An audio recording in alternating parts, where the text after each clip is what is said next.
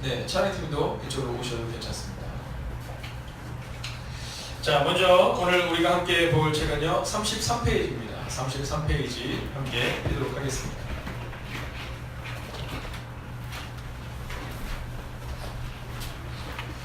자, 33페이지 목자의 고난과 영광을 우리가 함께 볼 텐데요. 목자의 고난과 영광을 함께 볼 텐데, 자, 먼저 성경을 우리가 같이 한번 읽어보도록 하겠습니다. 함께 읽을까요? 시작! 내가 사망에 있지만 결정을 강력하였으므로 그리고 사는 것은 예수가 약속이 하십니다. 주의 지팡이와 막대기가 나를 강하시나이다.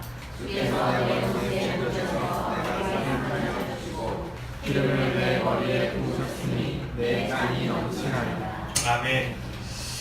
자, 오늘 제목은 고난과 영광인데요. 고난과 영광인데, 근데 오늘 우리가 읽었던 성경은 내 잔이 넘치나이다 이렇게 나오고 있어요. 내 잔이 넘치나이다.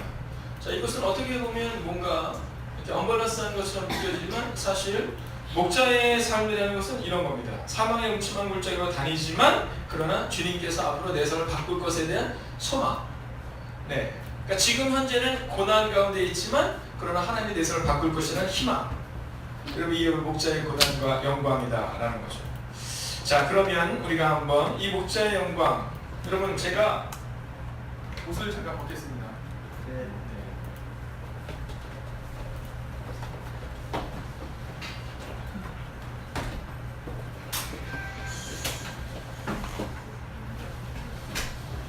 제가 예전에 사역을 할 때 가장 그런 행복했던 때가 언제냐면 한 청년이 또 어쩔 때는 청년이 한 제자가 저한테 이렇게 얘기했을 때요. 당신은 나의 영적 아비였습니다. 이런 얘기를 들었습니다. 근데 그때 제가 24살이었거든요. 아직 결혼을 안 했는데 그런데 갑자기 너무 뭉클하더라고요. 네. 제가 24살밖에 안 된 청년에게, 청년 전도사, 우리 간사님 몇 살이에요? 23입니다. 네, 저 나이 때였어요. 저는 한 살 더 많았는데 그때 저한테 영적 아비였습니다 이렇게 얘기했는데 굉장히 뭉클하더라고요. 물론 그때 제가 그때 얼굴에 지금 얼굴 거의 차이가 없습니다. 네, 잘 믿겨지지 않으시는 분들은 언젠가 저희 집에 오시면 사진이 있거든요. 그럼 사람들이 이렇게 사진을 보면서 꼭 궁금해요. 뭐라고 궁금해요? 혹시 어느 게 요즘 사진 이렇게 물어봐요. 네. 농담인 것처럼 여기지만 우리 이종석 선생 어떠세요? 10년 전이 훨씬 더 젊었지 않았어요? 10년 전에 지금이랑 비슷하지 않아요? 네. 근데 그런 만큼 제가 고등학교 2학년 때 어느 날 제가 있는데요. 아직도 기억나게 뭐냐면 어떤 아저씨가 담배를 피시더니 저한테 놀이터에서 그런 거예요. 아저씨 담배 피우죠. 저 고등학교 2학년 때 제 얼굴이 그랬습니다. 네. 그래서 이게 잘 믿기지 않는 분들 계실 텐데 언젠가 한번 제가 여러분들을 위해서 고등학교 2학년 사진을 한번 이렇게, 자, 그럼 자, 다음에 보여드리겠습니다. 자, 근데 그때 제가 처음 경험을 한 거예요. 당신이 제가 영적 아비였습니다 이렇게 얘기했는데, 그때 영적 아비란 사실 아버지라는 것에 대해서 그렇게 경험하지 못했는데요. 근데 지금 생각해보면 그것이 어떤 문제예요. 여러분, 우리가 신앙생활 할 때 한번 상상해 보세요. 어느 날 어떤 분이 어떤 분에게 당신이 제 영적 어미입니다. 당신이 영적 어미입니다. 그럼 얼마나 가슴 떨리는 적이 있어요. 그렇지 않아요? 여러분, 행복의 가득한 교회를 통해 여러분에게 축복권을 하나 드리겠는데요. 여러분이 또 다른 누군가의 영적 아비요, 영적 어미가 되는 은혜가 임하게 될 것입니다. 자, 다음 페이지로 한번 넘어가 보도록 할까요? 자, 목자의 고난과 영광입니다. 여러분, 제가 여러분에게 묻겠습니다. 여러분, 목자에게도 지치는 때가 올까요, 안 올까요? 와요. 이것은 쉽게 생각하면 이런 겁니다. 엄마에게 지치는 때가 와요, 안 와요? 네, 와요. 여러분, 속자, 목자, 임원 모두에게도 지치는 때가 온다는 거죠. 네, 그 지치는 때가 올 때 우리는 어떻게 반응해야 하느냐라는 겁니다. 양민수님 좀 괜찮으세요? 좀 나으셨어요? 네, 양민수님이 몸이 아주 안 좋으세요. 오늘 출근은 2시간 늦게. 그러게요. 그다음에 한 10시간 완주하신 것을 축하드립니다. 네, 혹시 오늘 오후 예배, 오후 강의나 또는 오전 강의를 다 완주하지 못했다 하더라도 웬만해 그런 건 진짜 시작이 반이다. 그죠? 첫날 순간 반은 된 거고요. 끝이 중요하다. 그러니까 두 번 이상 오신 분이 다 받아 생각하면 돼요. 옆에 있는 분에게 인사하세요. 완주를 축하합니다. 네, 그래서 출석부는 기록되고 있다는 사실을 기억하시고요. 네. 자, 목자에게도 지치는 때가 오거든요. 그때 그들을 어떻게 동기부여를 할 것인가. 여러분 오늘 그것에 대해서 오늘 함께 나누려고 하는 겁니다. 자, 목자에게 고난이 오지만 어떻게 할 것인가. 자, 제가 한번 여러분이 한번 묻겠습니다. 자, 이제 제가 어느 날 소식이 들었는데 목사님이 좀 상황이 안 좋다는 얘기를 들은 거예요. 안 좋다는 얘기를 들었는데 수술을 해야 되는 거예요. 수술을 해야 되는 거예요. 목사님, 제가 만약에 수술을 해야 되는데, 네, 수술을 해야 되는데 쑥스러움을 좀 많이 탔어요. 아, 그래, 그럼 더. 네, 목사님. 네. 자, 제가 수술을 해야 되는데, 근데 이제 장애인 선생님이 얘기하는 거예요. 목사님 이제 아프신데 수술해야 되는데 어떻게 해? 병원 좀 소개해봐. 그런데요, A병원이 있어요. A병원. 그냥 이름을 동시병원인데 동시병원에 그 분이 성격이 완전 용서하고 들으시기를 지성이 강하십니다. 개성이 뭐죠? 네, 개 같은 지성은 네, 완전 성격이 너무 나쁜 거예요. 그래서 늘 욕하는 분이거든요. 근데 수술을 너무 잘해요. 네, 수술을 너무 잘해요. 근데 저기 있는 B병원에 있는데 그 원장님은 완전 천사세요. 완전 천사예요. 근데 수술 칼만 들으면 부들부들. 자, 그러면 우리 권사님은 누구를 소개시켜 주시겠습니까? 네. 여러분, 말할 필요가 없는 겁니다. 우리가 목자로서 살아갈 때, 여러분, 오늘 우리가 훈련을 받을 때 어렵죠. 어렵지만 왜 이런 훈련을 받고 이러한 10시간의 시간을 혹은 5시간의 시간을 우리가 이겨내야 하느냐 하면 그때 우리 가운데 힘이 생기는 거예요. 여러분, 의사들이 굉장히 강하잖아요. 그 위계질서 굉장히 강하고 신학생들도 위계질서 굉장히 강합니다. 이유는 단순하고 명료해요. 사람을 살리는 직업을 가지고 있기 때문에. 여러분, 의사들은 도자라고 말하잖아요. 하나하나 가르칩니다. 목회자들은 하나하나 가르쳐요. 자, 한번 읽어볼까요? 읽겠습니다. 성경은 시작. 생각하건대 현재의 고난은 장차 우리에게 나타날 영광과 비교할 수 없도다. 아멘. 여러분, 오늘 여러분이 훈련을 받는 시간, 또는 여러분들이 목숨 걸고 기도하는 시간, 여러분이 금요일을 통해서 하나님께 기도하는 그 시간, 여러분 그것은 고난의 시간처럼 보이지만 그러나 앞으로 나타날 영광과는 비교할 수 없음을 기억하십시오. 그리고 우리가 그러한 마음으로 고난에 동참하며 함께 훈련에 참여해야 된다는 겁니다. 자, 그렇다면 이 목자에게는 또는 임원에게는 우리에게는 어떠한 고난이 있느냐라는 거죠. 자, 첫 번째는요, 양을 돌보는 과도한 시간의 소모가 있다라는 겁니다. 여러분, 이 과도한 시간의 낭비를 하게 되다 보면 우리 마음에 어떤 마음이 드냐면, 아, 내가 이 일하다가 인생을 이렇게 낭비해도 되나? 라는 마음이 들 때가 있습니다. 자, 그러나 하나님의 뜻을 수행하는 일에 보낸 시간은 낭비가 아닙니다. 여러분, 이것을 기억하셔야 돼요. 요한일서 2장 16절과 17절 한번 읽어볼까요? 시작. 이는 세상에 있는 모든 것이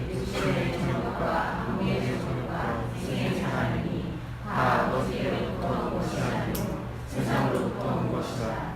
이 세상도 그 소문도 지나가되 오직 하나님의 뜻을 행하는 자는 영원히 거하느니라. 아멘. 여러분, 우리가 생각할 때 이 과도한 시간의 낭비가 소모인 것처럼 또는 낭비인 것처럼 생각이 되지만, 오늘 한번 밑줄을 그어보세요. 성경 요한일서 맨 마지막에 보면 오직 하나님의 뜻을 행하는 자의 밑줄을 그어주십시오.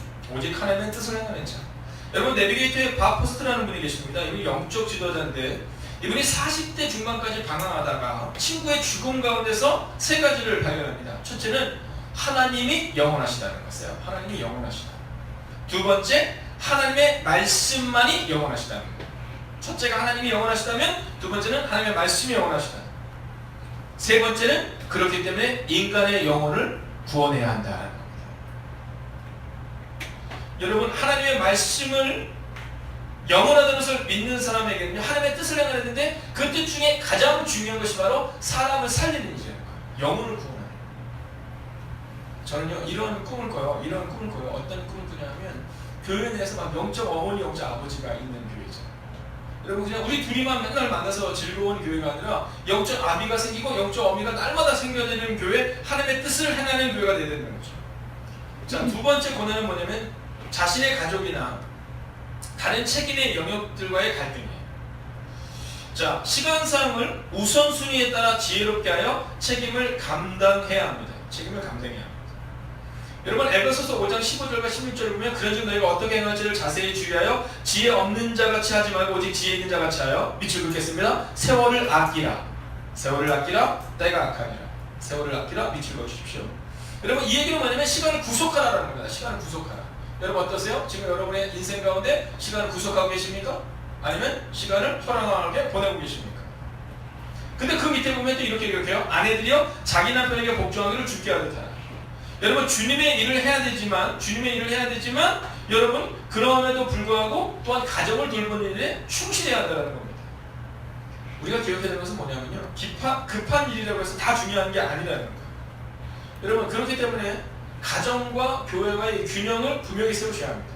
우선순위를 두고 이 균형을 세우셔야 합니다. 자, 세 번째입니다. 양의 미성숙한 반응에서 오는 상처가 있습니다. 양의 미성숙한 반응에서 오는 상처. 여러분 근데 이 상처를 극복하기 위해서 필요한 것은 뭐냐면 한번 적어주십시오. 영적 지도자는 하나님과의 관계가 가장 중요하다. 영적 지도자는 하나님과의 관계가 가장 중요하다.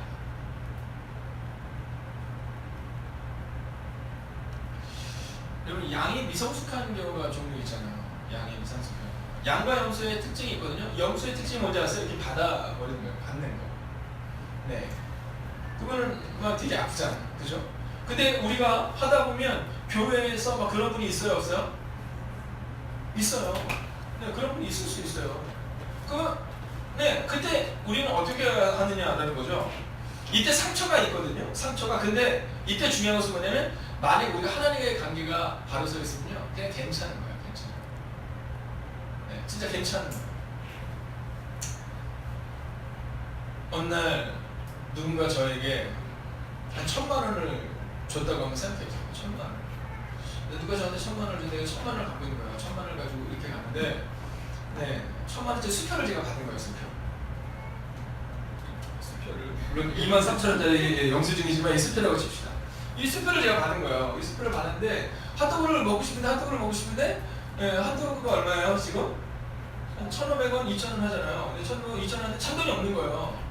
근데 사람들이 막 저를 볼 때 아우 저 잔돈 저 1,500원 넘는 사람 이렇게 한다 해서 제가 기가 죽을까요 안 죽을까요? 네, 주머니에 얼마 있어요? 네, 주머니에 지금 1,000만 있는 거 있으세요? 없으시잖아요. 저 1,000만 원. 여러분 이것은 아주 재미난 얘기인 것처럼 보이지만 사실은 우리 가운데 우리가 자꾸만 미성숙한 분들에서 오는 상처 중에 가장 중요한 점은 뭐냐면 하나님과의 관계가 바로 서지 못하는 경우가 종류입니다. 여러분 미성숙한 양들로 인해서 상처를 받는다는 것은 우리가 하나님과의 관계를 가끔은 잃어버리기 때문에 그러니까 그 사람의 관계가 더 중요하기 때문이죠. 즉 우리의 큰 목자이신 주님의 함께하심과 주님의 치유로 감당해야 한다는 거죠. 여러분 상처를 받을 때 우리가 뭘 기억하고 있으면 되느냐 하면요. 하나님이 우리와 함께하신다 그러면 돼요. 주님의 치유 그러면 된다는 거죠. 한번 읽어볼까요? 시작. 내가 사망의 음침한 골짜기로 다닐지라도 너를 두려워하지 않는 것은 주께서 나와 함께 하시구나. 주의 주님과 내가 나를 안위하시나이다. 주께서 내 원수의 목전에서 내게 상을 차려주시고 이름을 내 머리에 부으셨으니 내 상이 넘치나이다. 아멘. 여러분 보세요. 우리의 눈물과 우리의 아픔이 있지만 그러나 끝내는 내 잔이 넘치게 되는 은혜가 우리한테 임한다는 거예요. 처치 오브 더 세비어라는 교회가 있습니다. 이 교회가요 500명을 넘어본 적이 없어요. 네, 왜냐하면 500명을 넘으면 100명씩 이렇게 띄어서 대척을 시켜줍니다. 네, 500명을 넘으면 무조건 대척을 이렇게 시켜주는 거예요. 선생님 이쪽으로 오셔도 돼요. 여기 예쁜 양남이 옆에 같이 가서 식사 못하셨죠? 아니 못하셨죠? 종이 식사 못했지. 자, 식사를 못하신 분들을 위해서 오늘은 우리가 중간에 식사를 할까 생각합니다. 사실 그런 건 아니고 미리 중간에 하기로 준비를 해놨습니다. 왜냐면 금요일날은 멀리서도 오시는 분들이 있고 이러신데 자, 오늘 한번 볼까요? 근데 이 교회에서는 어떻게 하냐면 500명이 되면 넘으면 이제 준비를 했다가 100명씩 이렇게 띄어서 개척을 해주는 거예요. 근데 이 교회는 아주 독특한 특징이 있어요. 그건 뭐냐면 한 달에 한 번씩 침묵의 시간이라는 것이 있어요. 교회 전체의 침묵의 시간. 네, 한 달에 한 번씩 침묵의 시간이 있어요. 근데 이 시간들을 통해서 이 교회가 지치지 않는 힘을 공급받는다는 거예요.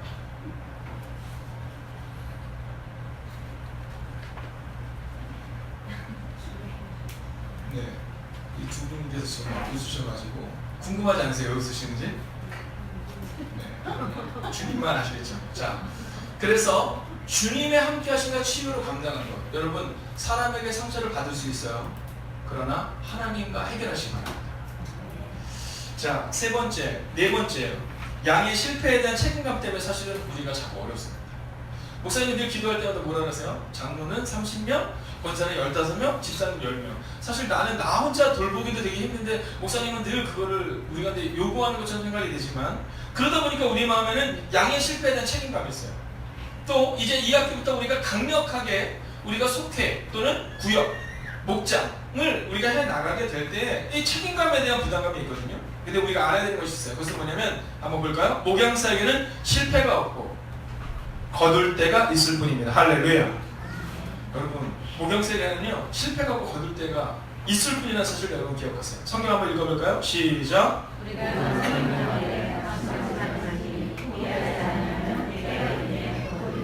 아멘.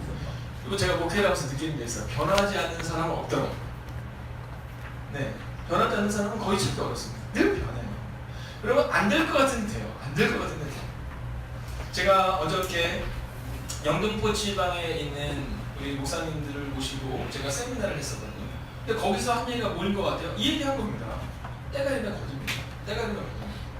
여러분, 수년째 혼자 예배드리는 분이 있으세요. 근데 그분이 그런 얘기 하시더라고요. 지금 내가 잘못된 건지 아니면 내가 말씀을 전하고 아무도 없는 데서 늘 혼자 수년 동안 예배를 드리니까 지금 내가 뭘 하고 있는 건가는 마음에 든다는 거예요. 제가 어떤 얘기를 왔을 것 같아요? 네, 실패가 없고 거두는 데가 있을 뿐이라는 사실. 여러분, 목자로서 혹은 여러분이 임원으로서 혹은 여러분이 이 교회를 섬기는 하나님의 사람으로서 여러분 실패가 있을 수 있어요. 그러나 끝내는 거두게 됨을 믿으십시오. 다섯 번째입니다. 양의 무의식적인 도전으로 인한 분노감. 야, 이게 참 어렵지 않아요? 네. 양의 무의식적인 도전으로 인한 분노감. 자, 이때 우리는 어떻게 되냐면 이때 겸손의 교회로 삼으면 됩니다. 겸손의 교회. 한번 읽어볼까요? 시작. 주 앞에서 낮추라. 그리하면 주께서 너희를 높이시리라. 아멘.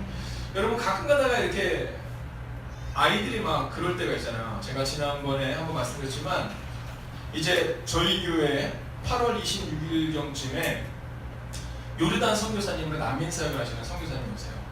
근데 그 선교사님의 아드님이 있는데 그 아들이 중학교 2학년 때 어떤 일이 있었냐면 이 목사님이 그 교회, 그러니까 그 집에서 선교지에서 컴퓨터를 하는데 컴퓨터를 너무 오래 하대요. 그래서 목사님, 야, 컴퓨터 너만 하면 되겠니? 이렇게 얘기했대요. 그랬더니 이 선교사님 아들이 목사님께 그랬대잖아요. 아니, 아빠는 지금 선교사 영웅주의에 빠져있다고. 아빠는 영웅주의에 빠져있다고. 지금 다른 친구들은 다 도시에서 지금 다 선교하고 그 요르단 도시에 사는데 왜 아빠만 이 시골에 와가지고 아빠 때문에 우리 가족들 다 고생한다고 이렇게 얘기하고 좋아하는데 마지막에 이런 F 이러고 나가더래요. F가 뭔지 아시죠? 네, 우리말은 욕이잖아요. 뭐 휴 이런 말인데 욕이거든요. 그래서 팍 나가더래요. 근데 선교사님이 얘가 너무 그렇게 강하게 당하니까 정신을 못 차렸대요. 딴 데 가서 때리는 게 있었는데 멍만 있으셨대요.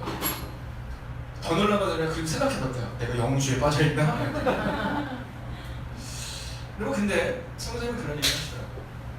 아이가 잘못됐죠. 근데 하나님께서 그 교회를 통해서 자신을 겸손하게 한번 만드셨다는 거예요. 그리고 다시 한번 내가 내 자녀를 어떻게 키워야 되는 걸 고민하게 되는 거죠. 여러분, 교회에서도 그럴 때가 있습니다. 교회에서도요, 속장님이 또는 구역장님이 또는 목자가 사람들이 이렇게 막 하는데 우리를 막 이렇게 치닫는 경우가 있어요. 여러분, 그때는 어떻게 생각하면 되는지 아세요? 이렇게 생각하면 되는 겁니다. 한 걸음 나아가 양의 독립선언으로 이해하고 그를 미래의 목자로 준비시키면 된다는 거예요. 여러분, 그런 겁니다. 가끔 가다가 우리 집사님 가운데서 할 말 있습니다. 그 손드는 분들이 있거든요. 네, 그분은 어떻게 보면 이제 앞으로 권사가 될 만한 분일 수도 있어요. 여러분, 우리 가운데 그것이 옳다라는 이야기를 하는 것이 아니라 부모의 입장에서는 그때가 지나간다는 사실을 꼭 기억하셔야 돼요. 여러분 이렇게 상담학적으로 보면 잘하는 시대가 있잖아요. 유아기가 있고, 그죠? 영아기가 있고, 유아기가 있고, 청소년기가 있고, 청년기가 있고, 장년기가 있고, 그리고 노년기가 있잖아요. 누구에게나 그 시간이 오는 겁니다. 신앙에는 있을까요, 없을까요? 신앙에도 있어요. 언젠가 제가 준비하는 과정 중에 한 시간은 어떤 시간이냐면요, 과연 우리 가운데 있는 이 유아기, 영아기, 이 시기를 자라는 것과 신앙의 시기가 겹치느냐라는 것에 대한 얘기를 한번 나눠보는 거예요. 근데 그런 겁니다. 여러분, 그렇기 때문에 혹시라도 우리 가운데 막 집사님이 막 권사님께 막 치달을 때가 있거나, 또는 권사님이 장로님께 그럴 때가 있을 때, 아, 이제 이 사람이 자라나는 기간이구나, 그리고 중2구나, 요때만 지나가면 되는구나, 이렇게 생각하시면 돼요. 제가 언제 얼마 전에 말씀드렸잖아요. 저희 아들 레미. 네, 저희 아들 레미가 요즘에 이렇게 가끔 가다가 욱할 때가 있는 것 같아요. 욱할 때가. 제가 그걸 봐요. 근데 그때마다 우리 이세 장로님도 계시지만 제가 시란이를 보면서 기대감을 가져요. 네, 시란이도 중2 때 그랬거든요. 근데 어느 날 되니까 성숙해져요. 네, 우리 주민이도 마찬가지고 그럴 거고요. 여러분, 양들도 마찬가지입니다. 혹시라도 여러분 가운데 이런 분노감이 있다면 여러분 분노감을 내려놓으세요. 한번 따라해볼까? 그럴 수도 있지. 자, 하나님은 이 일을 통해서 우리를 낮추기를 원하세요. 여러분, 다윗 왕의 상황 가운데 여러분 혹시 시므이라는 사람 기억나십니까? 네, 다윗 왕이 이렇게 멀리 도망가는데 시므이 가면 욕하잖아요. 그때 다윗이 야, 저 시므이를 죽여라 이렇게 말하잖아요. 내가 나를 돌아보겠다 이렇게. 하나님이 내게 말씀하신 말씀 이렇게 얘기해요. 여러분, 만약 우리가 그때 분노감이 아니라 우리를 겸손함으로 한 번 더 우리를 돌아볼 수 있다면, 여러분, 그러면 우리는 이 고난을 넘어설 수 있다는 겁니다. 자, 사도행전 15장 36절부터 41절의 말씀을 같이 한번 읽겠습니다. 함께 읽을까요? 시작.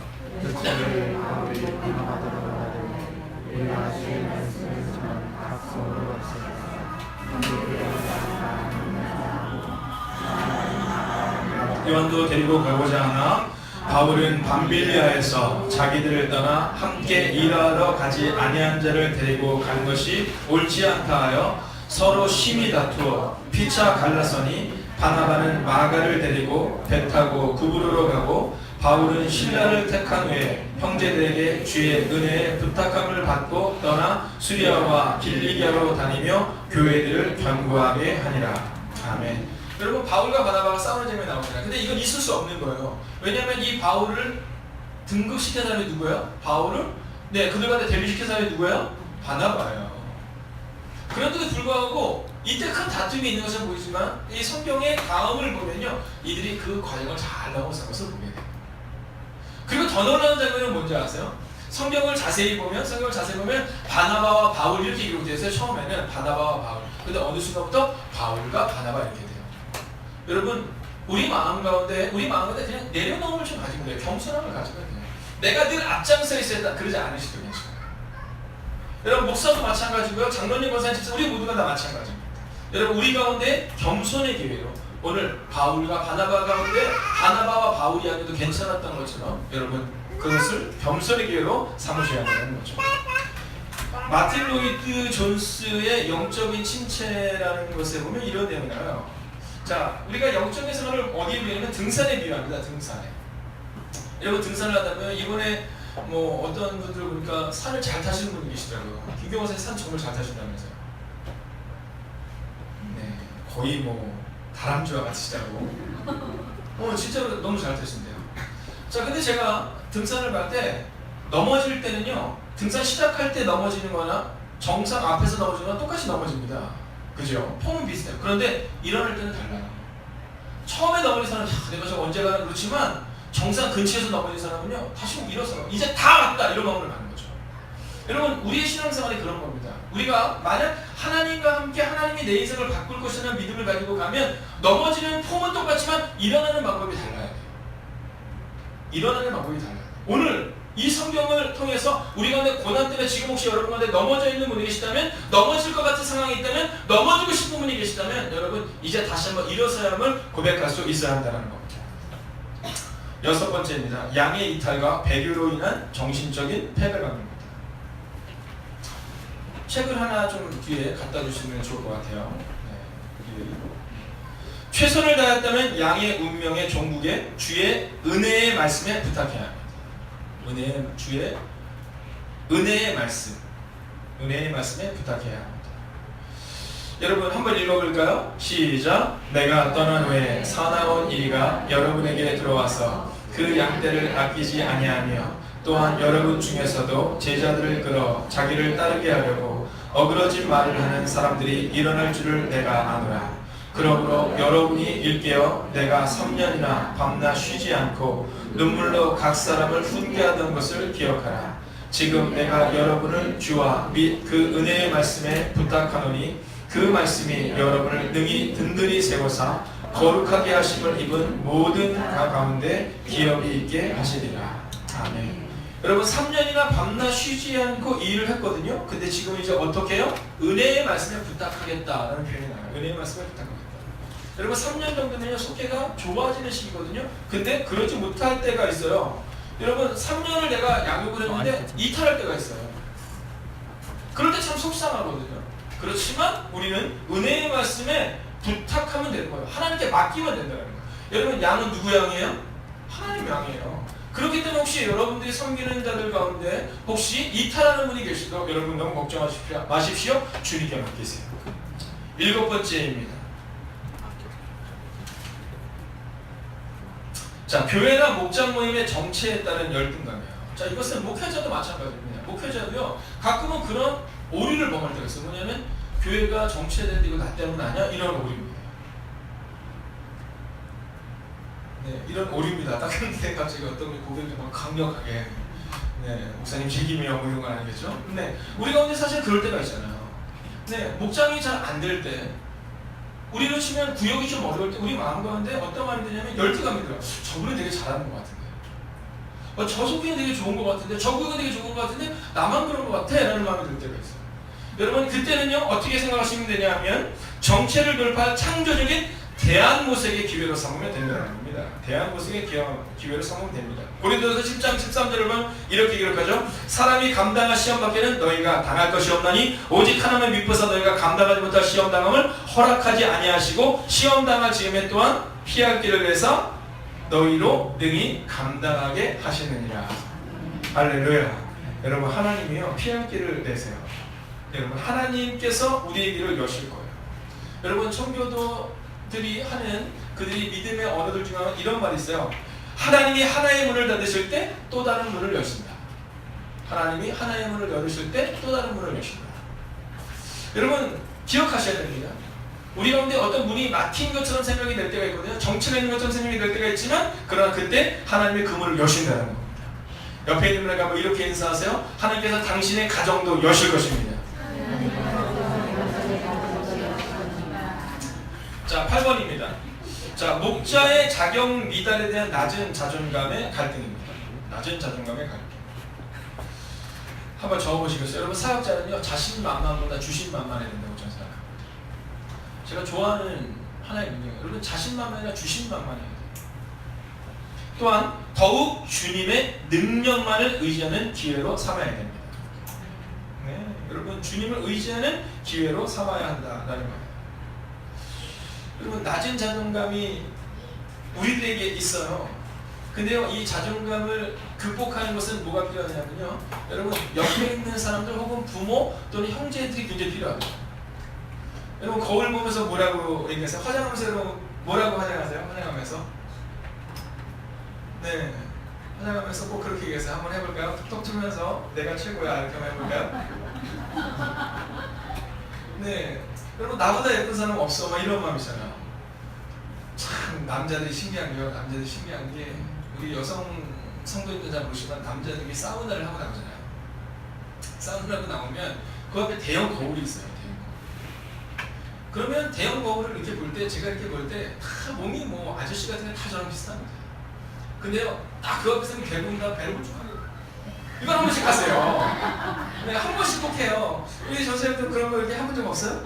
네, 누구나 다 합니다. 딱 하면요 또 어차피 나오면 되거든요. 근데도 꼭 이렇게 옆으로 가요. 이렇게 네, 이런 걸 해요. 자, 저는 그때마다 굉장히 재미있지만 그러나 그게 꼭 나쁘다는 생각이 않아요. 여러분 자꾸 세워주셔야 돼요. 집에서도요 가족들을 좀 세워주셔야 돼요. 네, 그래야지만이 낮은 자존감의 문제가 갈등이 해결될 수 있습니다. 자, 옆에 있는 분에게 한번 자, 한번 장점을 보시면서 한번 선포해 보세요. 자, 제가 30초 시간 한번 드리겠습니다. 자, 한번 인사해 볼까요?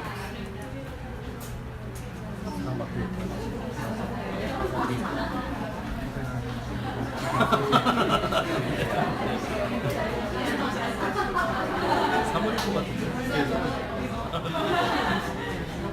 그냥 갈라디아서 네, 좋아요. 한 번씩 다 하셨죠? 뭐라 그랬어요? 권사님은? 아, 피부 미용 잘한다고. 이번에 합격했다면서요? 이번에 피부 미용 합격했답니다.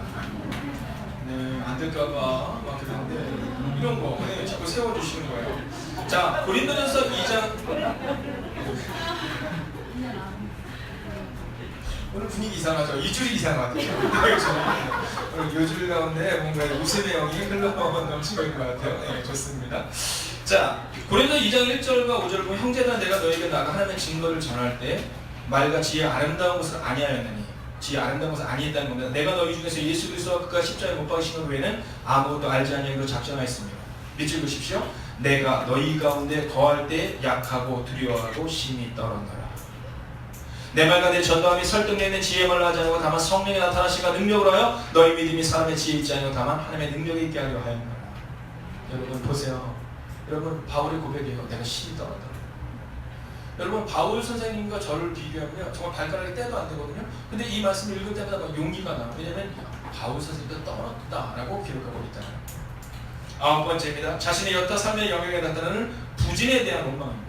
여러분 이런 경우 없으세요? 내가 진짜 주님을 열심히 살아가는데 근데 왜 내 삶이 이럴까? 여러분 내가 주님을 위해서 열심히 사는데 왜 우리 가정은 또 우리 사업장은 또 우리 직장은 왜 이렇게 어려울까라는 마음이 있어요. 여러분 오늘 주목하셔야 됩니다. 자, 이때는요 더욱 사역에 충성하고 축복의 때를 기다려야 합니다. 여러분 문을 지나야 새로운 문이 엽니다. 여러분 터널을 지나야 다음이 올 수 있다는 거예요.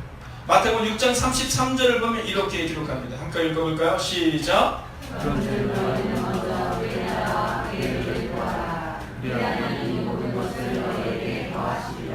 아멘. 여러분 기억하세요. 내가 열심히 하는데 왜 내 삶에 변화가 없을까? 여러분 이런 생각 한 번도 안 해본 분 한번 손 들어보세요. 내가 열심히 하는데 왜 내 삶에 변화가 없을까? 생각 한 번도 안 해보신 거예요.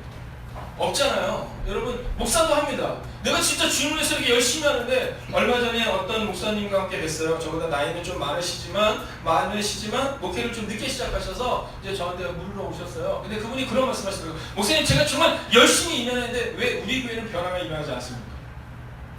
여러분 요한 웨슬리 목사님에게 어떤 목사님이 와서 물었어요. 설교와 사역하기가 너무 싫다고 너무 어렵다고 내 삶에 변화가 나타나지 않는다고. 근데 요한 웨슬리 목사님이 이렇게 얘기했어요.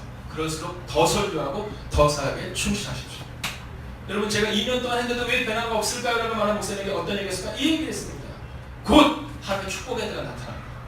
더 열심히 전도하시고 더 열심히 기도하시고 더 열심히 살아내십시오. 여러분 여러분의 가정 가운데 혹시 그런 분이 계시다면 그 믿음으로 나아가셔야 돼요. 여러분 부흥을 경험하기 전이 가장 영적으로 연약한 때입니다. 그죠? 여러분 생각해보세요.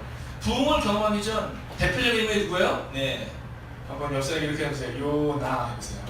요나. 네. 여러분 니느웨에 가서 복음을 전하기 전에 그가 어디 있었어요? 물고기 뱃속에 있었어요. 가장 두렵고 떨리는 때가 왔었어요. 그러나 바로 그 시기를 지나자마자 하나님께서 니느웨에 가서 복음을 전하니까 하루도 지나지 않아서 그 넓은 땅 가운데 복음이 나타났다. 여러분 혹시 여러분 가운데 오늘 내가 주님을 위해서 열심히 살아가는데 내가 열심히 기도하고 있는데도 불구하고 아직도 문제가 해결되지 않았다고 해서 걱정하지 마세요. 여러분 더욱더 사역에 충실하시고 그리고 축복의 때를 기다릴 때 하나님이 일하실 줄로 믿습니다. 여러분 마지막 10번째요. 이건 굉장히 중요합니다. 탈진입니다. 탈진.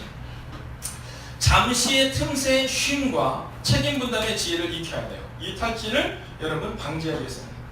자, 이것을 우리가 번아웃이라고도 표현하기도 하는데 여러분 마가복음 6장 30절과 31절을 같이 한번 읽어보겠습니다. 시작. 사도들이 행한 것과 가르친 것을 나사시 보아하니라. 이들이 시대에 너희는 나를 한적한 곳에 가서 잠시 쉬어라 하시니 이는 오고 많은 사람이 많아 음식 먹을 데도 없습니다. 아멘. 여러분 이 상황 가운데 이 상황 가운데 우리 같으면 어떻게 해요? 달리는 말에 칙칙합시다는 얘기가 아니에요. 근데 주님은 뭐라고 말씀하시냐면 잠깐 가서 쉬어라 이렇게 얘기해요. 잠깐 가서 쉬어라. 여러분 저는요 이제 저희 교회가 목장이 세워지고 그리고 목장을 섬기는 분이 계시다면 그러면 그 목장을 세우는 그분들도 교회 생활을 하다가 한 6년 정도 지나고 나면 그러면 7년 정도가 되면 그러면 1개월에서 한 3개월까지 안식년이 필요하다고 생각해요. 여러분 잠깐의 멈춤의 시간이 필요합니다. 여러분 예전에 한번 우리 김용자님이 제가 처음 여기 왔을 때 이제 한 3년 정도 되셨을 때 장로님 그런 말씀 하셨어요. 목사님 제가 은퇴하려고 합니다. 그래서 제가 그랬어요. 장로님 좋은 선을 남기고 계셔도 더 하셔야 됩니다. 더 하셔야 됩니다. 최소한 저와 함께 6년 가셔야 됩니다. 제 이런 얘기 했어요. 여러분 우리 가운데 힘든 시기가 와요. 근데 그때 함께하는 사람이 있어서 그거를 견뎌낼 수 있는 거고요. 그리고 또 한 가지는 우리가 이제 쉼의 시간이 필요할 수 있다는 거예요. 여러분 자동차도요 브레이크를 밟아야 사고가 나지 않습니까? 여러분 잘 나간다고 해서 브레이크를 밟지 않고 계속 엑셀레이터를 밟으면 사고가 날 수밖에 없다라는 거죠. 여러분 제일 불쌍한 사람이 누군지 아시죠? 죽어라고 일하다가 죽는 사람입니다. 죽어라고 일하다가 죽는 사람. 여러분 쉼을 얻으십시오. 그리고 주님께 맡기십시오. 네, 나 아니면 안 된다라는 마음을 갖지 마세요. 저는 믿습니다. 제가 아니어도 우리 사랑하는 권사님들과 장로님과 집사님들이 이 교회를 세울 줄로 믿습니다. 옆에 있는 분에게 이렇게 인사하겠습니다. 때가 됐습니다. 당신을 통해 일하실 것입니다. 때가 됐습니다. 간식 먹고 합시다. 자, 그러면 음악을 들어주시면요 약 한 5분에서 10분 정도 잠깐 쉬었다가 할 텐데요. 네, 식사를 안 하신 분들은 같이 드시면 되고요. 너무 많아요 하시는 분들은 이해하시면 두 분이서 하나를 드셔도 괜찮습니다.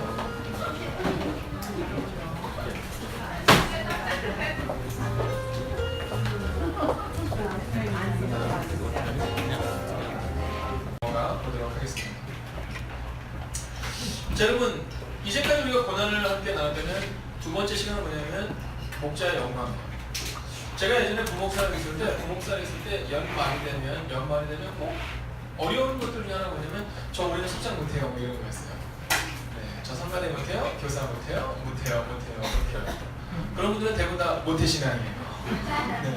네, 그런 얘기를 할 때가 있었어요. 근데 그 이유는 뭘까? 여러분 잠시 쉼이 필요한 분들은 좀 쉬는 게 저는 좋다고 생각했어요. 그래서 제가 교육부를 할 때 몇 가지를 이렇게 파격적으로 하는 것이 있습니다. 하나는 뭐냐면 고등학교 3학년 졸업하자마자 보조교사로 썼던 거예요. 근데 저는 그렇게 하지 않았습니다. 고등학교 3학년이 졸업을 하면 교사가 없었지만 교사를 못하게 했어요. 그래서 굉장히 불편해들 하셨어요. 네. 그렇지만 제가 생각하는 건 뭐였냐면 고등학교 청년들의 삶은 여러분 사역의 대상이 아니라 양육의 대상입니다. 근데 그때 마침 제가 청년부를 맡게 됐어요. 그래서 제가 양해를 구하고 1년을 청년부에 집중하면서 고등학교 3학년 졸업생들을 양육합니다. 근데 처음에는 좀 어려웠지만 시간이 지났어요. 한 1년 6개월이 지나니까 청년부가 10명이었는데 출석이 100명이 되는 거예요. 여러분 교사는 말할 것 없고 성가대까지도 막 청년 가고 싶은데 더 이상 받지 못할 정도였어요. 대부분의 교회들은 보면 교사들도 청년들이 별로 없는데요. 그 교회에서는 중고등부 교사나 아동이나 유치부까지도 여러분 청년들이 반이었었어요. 근데 그때는 원칙을 지켰던 게 있어요. 뭐냐면 고등학교 3학년 학생들이 졸업하고 나면 교사를 쓰지 않는다. 왜냐하면 이 아이들은 충분한 양육을 받아야 됩니다. 그럼 양육을 하는 그 1년 동안에는요, 그 아이들은 늘 제자훈련 최소한 2단계까지는 했어요. 그때 배웠던 것 중에 하나가 바로 이거예요. 목자의 영광. 여러분 그냥 데려다가 1, 2년 하다가 상처받고 1, 2년 하다가 힘들어서 그만두는 것이 아니라 여러분 충분히 사랑받고 훈련받은 다음 최소한 6년을 달려갈 수 있는 힘을 얻어야 되는데요. 그 과연 목자 혹은 임원의 영광이 무엇인가 또는 교사의 영광이 무엇인가 함께 보도록 하겠습니다. 자, 먼저는요, 목원의 구원받는 기쁨 혹은 구원 확신의 기쁨이라는 겁니다. 자, 큰 구원을 나누는 큰 기쁨을 마음껏 누려야 돼요. 여러분 큰 기쁨을 누리면 여러분 할 수 있어요. 구원은 큰 구원입니다. 여러분 이것을 우리가 기억하셔야 돼요. 히브리서 2장 3절에 보면 우리가 이같이 큰 구원을 등한히 여기면 어찌 그 복음을 피하리요. 이 구원은 처음에 주로 말씀하신 바요 들은 자들이 우리에게 확증한 바니. 할렐루야. 여러분 우리가 하나님께서 우리를 부르신 이유는요, 바로 이 일을 위해서 여러분 교사 혹은 목자 혹은 임원으로 부른 이유가 여기에 있다라는 거예요. 자, 두 번째 2번으로 오겠습니다. 자, 목원의 영적 성숙의 보람입니다. 혹은 양의 영적 성숙의 보람, 혹은 새신자의 영적 성숙의 보람입니다. 여러분, 양들이 참된 진리 안에서 행하는 가장 비할 데 없는 즐거움을 누려야 돼요. 양들이 참된 진리 안에서 행하는 가장 비할 데 없는 즐거움을 누려야 합니다. 요한 3서 1장 4절에 이렇게 말하죠. 내가 내 자녀들이 진리 안에서 행한다함을 듣는 것보다 더 기쁜 일이 없도다. 여러분, 우리 아마 모르긴 해도 우리 이정숙 권사님은요, 이정숙 권사님은 양남희 집사님께서 말씀으로 세워진 모습을 보면 너무너무 행복하실 거예요. 여러분, 나와 상관없는 사람이 아니라 나를 통해서 하나님을 더 가까이 알아가는 사람들을 볼 때 너무너무 기쁜 거죠. 여러분, 저는 우리 행복의 결과가 이런 은혜를 경험하기를 주의 이름으로 축원하겠습니다. 여러분, 나 혼자 살기도 힘들어요가 아니라 이제는 바뀌어야 돼요. 참된 진리의 생활은 가장 큰 기쁨을 누려야 한다라는 거죠.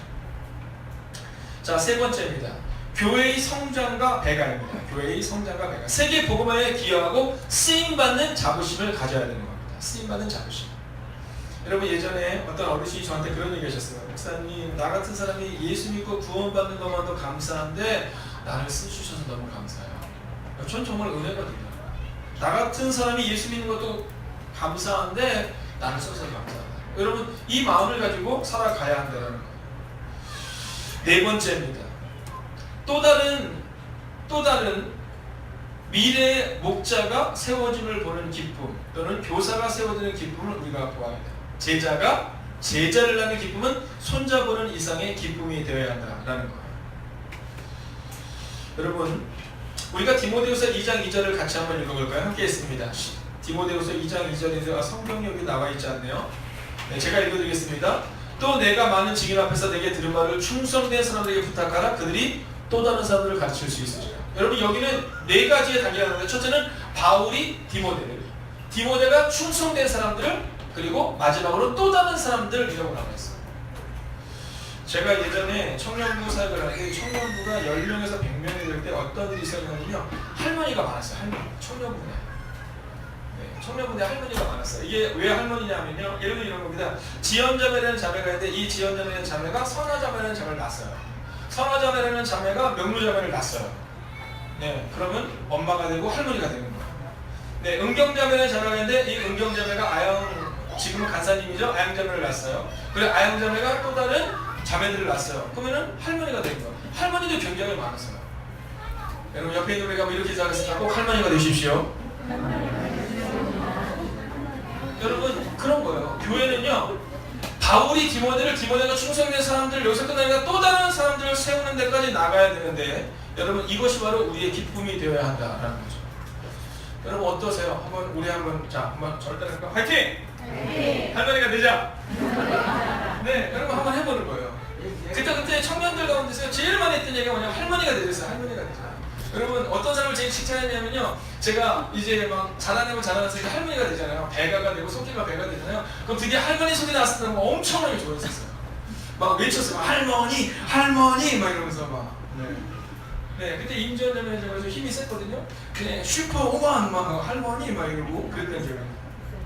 여러분, 언제 느껴보셨어요? 제자를 낳는 기쁨을 언제 느껴보셨어요?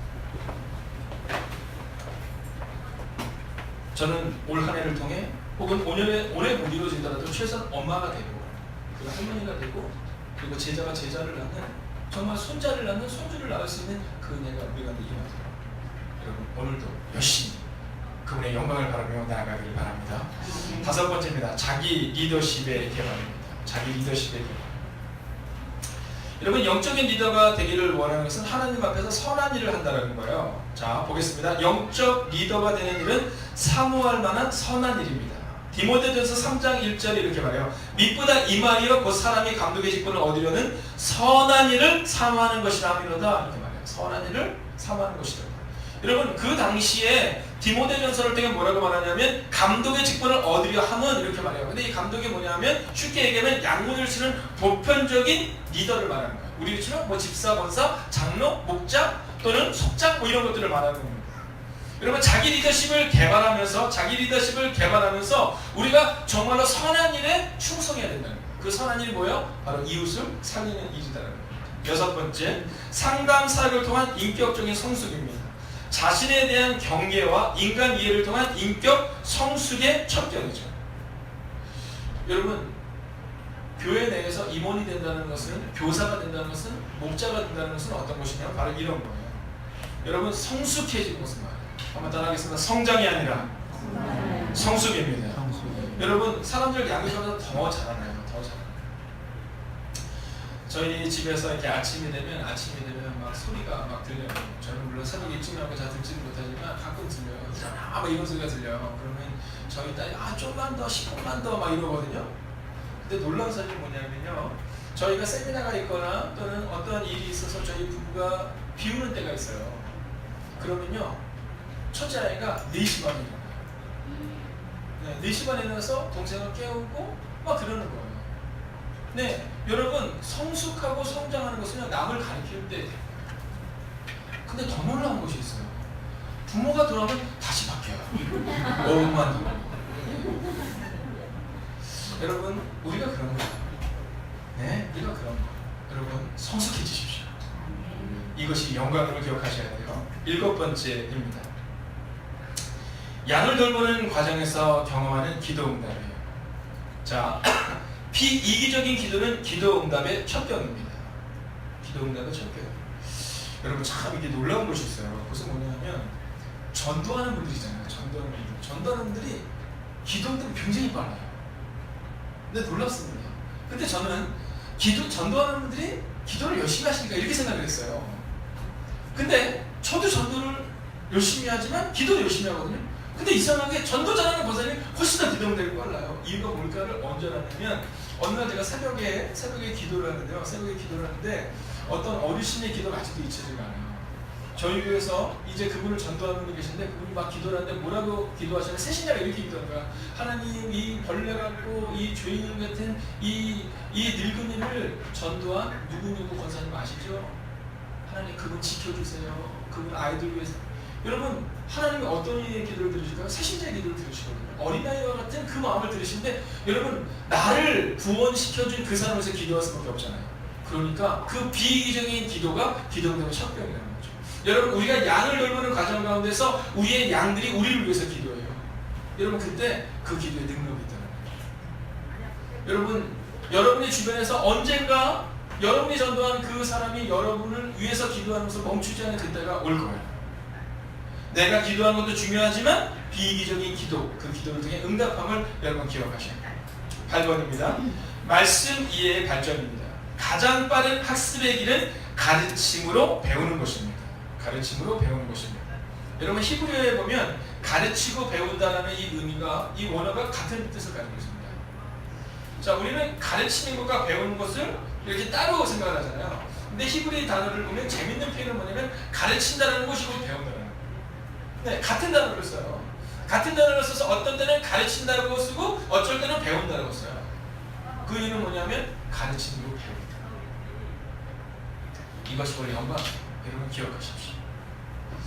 9번째입니다. 주님의 특별한 임재의 경험이에요. 똑같이 치세요. 여러분 별표를 한번 많이 치셔도 괜찮을 것 같아요. 주님의 임재의 약속을 특별히 경험하게 됩니다.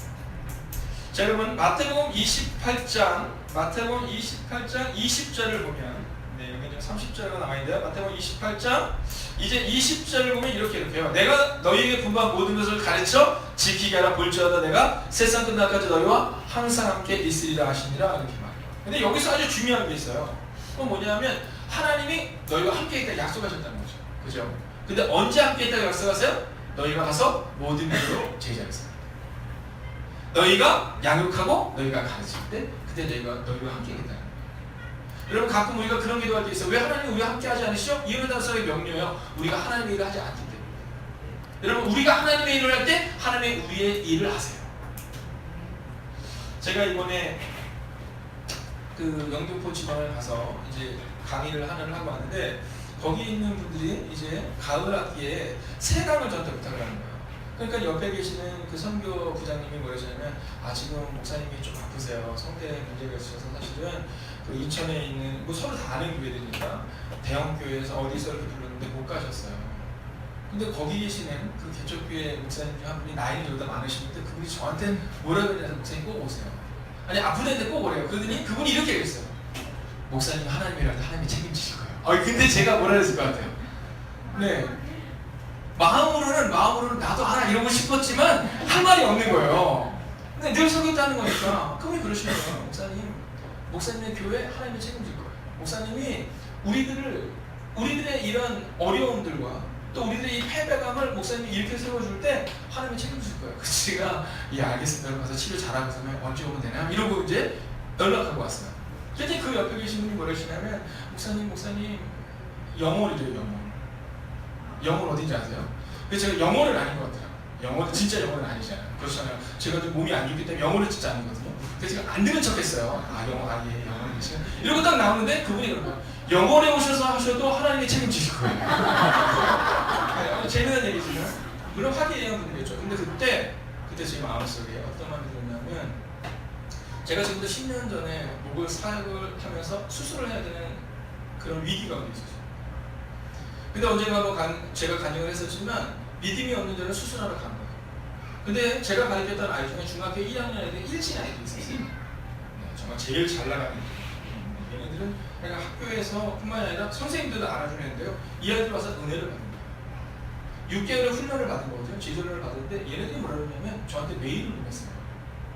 메일을 이제 교회 사역을 다 마치고 이제 얘가 수술하러 간 겁니다. 근데 수술 3번을 못 한 거예요. 근데 그 메일을 딱 내놓는데 제가 그때 짜르르 전율해서 하나님이 나를 치유하실 수 있겠구나라고 생각했어요. 그게 뭐냐면 그 아이가 저한테 그랬어요. 목사님, 그때 사고 친 애들 5명이었거든요. 일진 애들 5명인데 우리 오공주가 제가 볼 때는 공주가 아니라 깡패인데 애들 맨날 공주라고 얘기해요. 제가 니네 깡패 아니야? 막 이러면 공주라고 해요. 목사님, 난 그때 제가 지원하는 불렀던 곡이 왕왕왕왕 나는 왕자다 하나님 나 이렇게 했고 공고 이거 했거든요. 그래서 걔들이 맨날 그랬어요. 목사님은 그때 전도였죠. 전도사님은 믿음도 없고 우리한테는 맨날 공주라고 그러면 맨날 깡패라고 놀린다 그랬는데 얘네들이 뭐랬냐면 우리가 기도하고 있어요. 목사님 하나님 낫게 하실 거예요. 교회 처음 나온 애들이에요. 네, 경찰서에 끌려가던 애들은 경찰서에서 저한테 맡긴 애들이었거든요.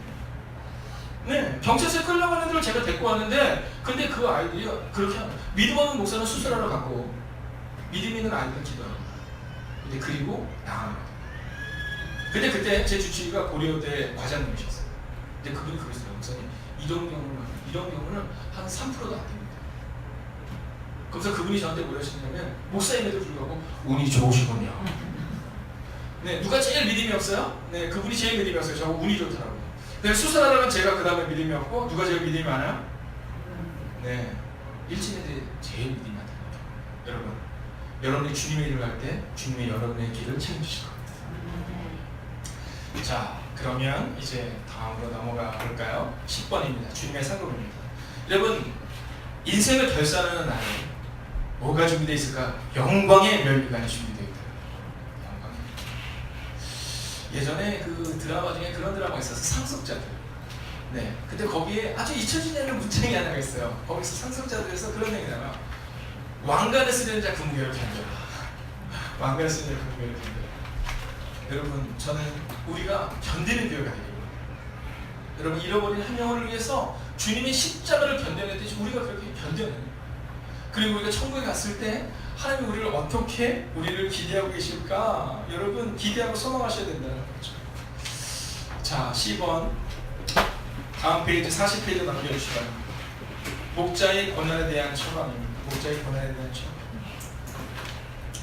자, 저는 이 글을 마무리할 때마다 제가 잊지 않고 하는 이야기가 하나가 있습니다. 그것은 뭐냐면 두 가지인데 첫 번째는 그 청년 바보이스에 대한 얘기입니다. 고대 9.1학번 학생이었죠. 33살에 목숨을 잃었던 사람입니다. 그의 장례식 때 몇 명이 왔는지 아세요? 4,000명이 모였습니다. 4,000명. 근데 그의 장례식 때 왔던 사람들이 대부분 다 어려운 사람들이에요. 네, 거기에서 병원에서 청소하시는 분들, 그 다음에 그 앞에서 구두 닦는 분들, 그분들이 그렇게 얘기했어요. 청소부 아줌마는 나를 인간으로 대접해주고 따뜻한 손을 잡아주고 복음을 들린 사람은 이 청년 바보이스였다. 이수연 씨죠. 그리고 구두 닦는 할아버지가 왔어요. 그분이 뭐라고 얘기했냐면 한 번도 스쳐 지나간 적이 없다. 늘 구두가 깨끗했는데 비가 오는 날조차도 구두를 닦고 가요. 비가 오는 날 누구도 구두를 닦으면서 오늘은 어떻게 하는데 그때 구두를 내민 사람이 바로 이 33세 청년 바로이사 이승현 씨예요. 그렇죠? 여러분 안수현 씨였다는 거예요. 여러분 그분의 이메일 주소가 뭐냐면 스티그마예요. 스티그마. 이 스티그마가 뭐냐면 흔적이라는 표현입니다. 흔적. 여러분 이 안수현 씨에게는요 흔적이 있었다. 하나님이 주신 흔적. 여러분 목자요? 임원이요? 얼마나 어려운지 가끔 포기하고 싶고 가끔 안 하고 싶을 때 있죠. 그러나 그 흔적이 바로 하나님의 영광으로 나타난다는 거예요. 두 번째는 제2차 세계대전이 끝나고 났을 때입니다. 제2차 세계대전이 끝나고 나서 제가 어저께도 가서 이 얘기했어요. 2차 세계대전이 끝나고 나서 이제 퍼레이드를 하는 겁니다. 개성 퍼레이드를 하는데 누가 제일 먼저 지나가요? 육군이 제일 먼저 지나가요. 공군이 지나고 해군이 지나가요. 강요들과 그리고 그곳에 있는 많은 사람들이 박수를 칩니다. 해병대가 지나가 더 큰 박수가 나오죠. 그런데 마지막 사람들이 소수의 사람들이 지나가는데 그때 여왕이 잘했어요. 강요가 잘했어요. 그가 누구였어요? 우리가 잘 알고 있는 것처럼 그들은 바로 상위군이었어요. 자신의 손을 들였고 자신의 눈을 들였고 자신의 다리를 들였던 군입니다. 여러분 그들이 있었기 때문에 바로 그 영국의 제2차 세계대전을 승리로 이끌 수 있다는 사실을 알았기 때문에 누구도 자리에서 앉아있지 못하고 여왕조차도 자리에서 일어나서 그들을 맞이하는 거예요. 여러분 우리 가운데 고난은 영광스럽다. 우리가 주님 앞에 갔을 때 우리의 눈물을 들이지 못한다면 여러분 우리가 주님 앞에 갔을 때 제가 세상에서 잘 있다 왔어요가 아니라 주님 제 목소리를 드릴게요. 주님 제 눈물을 드릴게요. 주님 제 열정과 제 시간을 드릴게요. 제 물질을 드릴게요. 제 모든 것을 주님께 드렸어야 하는 그 믿음이 여러분 그 고백이 우리가 필요하다는 거죠. 여러분 오늘 이 새벽 우리가 오늘 아침 새벽에 함께 나눴던 말씀을 기억하십시오. 바울은 죽음에 이르렀을 때 내 삶을 전제로 드리겠다는 말. 이 전제가 무엇이에요? 마지막으로 드리는 거예요. 독주와 포도주를 버리면서 이제 마지막으로 다 드리고 나서 마지막으로 드린 것 그게 바로 전제. 근데 바울이 얘기해요. 내가 내 몸을 전제로 드렸다. 여러분 우리 행복의 간교회 가운데 여러분 아까 보셨잖아요. 가성이는요 행복한 게 맞아요. 저 아이들이요 저기서 뛰어노는 게 맞아요. 누군가의 눈물이 저 아이들을 저렇게 기쁘고 행복하게 만들어요. 여러분 전제로 드릴 수 있는 그 한 사람이 있어요. 제사가 완성될 수 있어요. 여러분 구경꾼이 되지 마세요. 여러분 쳐다보는 사람이 되지 말고 오늘 그 주님께 나아가는 사람이 되세요. 여러분 우리가 함께 기도하기로 오늘 첫 번째 기도 제목은 이렇게 한번 기도하면